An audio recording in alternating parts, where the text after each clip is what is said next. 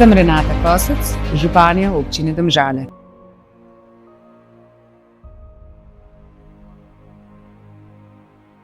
Midve se bova danes pogovarjali o participativnem proračunu.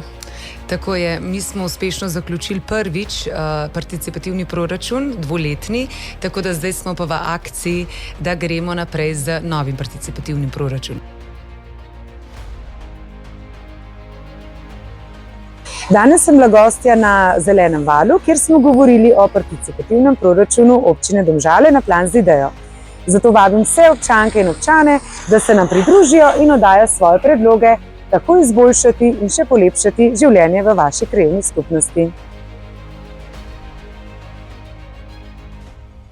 Najlepša hvala za vaše vprašanja. Tako kot tudi sami ugotavljate, je za vodotoke pristojna Direkcija za vode. Most na Viru naj bi bil zaključen v poletnih časih, tako da bomo naplavine skupaj z hidrotehnikom in Direkcijo za vode začeli odstraniti takoj po zaključku, torej v poletnem času.